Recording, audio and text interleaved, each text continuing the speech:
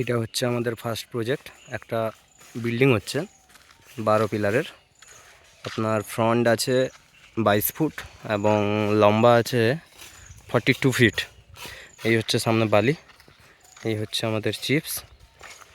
কাজ এখন বর্তমান রানিং চলছে, সেন্টারিংয়ের কাজ শুরু হয়েছে, রড বাইন্ডিং প্রসেসিং। তো আপনাদের দেখাচ্ছি আমি। এইটা হচ্ছে বাড়ির মেন এন্ট্রিতেই আপনাদের সিঁড়ি পাবেন। এটা হচ্ছে গ্রাউন্ড ফ্লোর এন্ট্রি। এবারে এখান থেকে ডান দিকে ঘুরে গেলেই সিঁড়ি পেয়ে যাবেন। আমাদের 3 ইঞ্চি বাই 5 ইঞ্চি স্টেপ করা আছে সবার সুবিধার থেকে। এটা হচ্ছে ডাইনিং হল।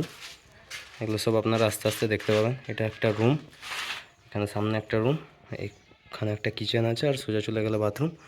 বর্তমানে আমাদের সেন্টারিংয়ের কাজ চলছে, তো আপনাদের দেখাই সেন্টারিংটা কেমন হচ্ছে আমাদের।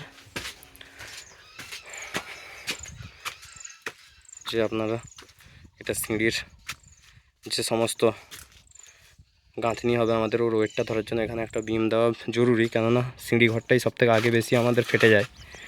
তো আমাদের প্রত্যেকটা পিলার হয়েছে 10 ইঞ্চি বাই 12 ইঞ্চি, এবং প্রত্যেকটা পিলারে ইউজ করা হয়েছে টাটা TMT 16 mm 4টে এবং 2টো 12 mm। প্রত্যেকটা পিলারেই আছে আমাদের, আপনারা দেখতে পাচ্ছেন। তো এগুলো, এটা হচ্ছে ফার্স্ট ফ্লোরের রুমের যে ক্যান্টিলিভার বেরিয়েছে, ওটা ব্যালকনি হবে। তো বর্তমানে আপনারা বিমে দেখতে পাচ্ছেন ক্যান্টিলিভারের 4টে করে 16 আমরা বিমে ইউজ করেছি টাটা TMT, এবং মাঝখানে দুটো যে ল্যাপিংগুলো দেওয়া আছে দেখতেই পাচ্ছেন কেমন পজিশনে দেওয়া আছে। উপর থেকে দুটো এবং নিচ থেকে যে দেখতে পাচ্ছেন দুটো টান ধরে রাখার জন্য। এটা হচ্ছে আমাদের ক্যান্টিলিভার, 4টে করে 16 আছে, এবং মাঝখানে দুটো 16 ল্যাপিং, নিচে হচ্ছে দুটো 12 ল্যাপিং। তো বর্তমান সেন্টারিংয়ের কাজ চলছে আমাদের। ফার্স্ট স্ল্যাবের রডটা পাতানো হয়েছে, এরপরে আবার একটা স্ল্যাব হবে। দুটো জালিতে আমাদের রড বাঁধার কাজটা কমপ্লিট হবে। তো এইটা একটা রুম হবে, রুমের সঙ্গে অ্যাটাচ ব্যালকনি এটাও সেম 4টে করে 16 আছে, এবং মাঝখানে দুটো করে 16 ল্যাপিং, এবং এই বিমটাও সাইডে 4টে করে 16 আছে মেন বিমে।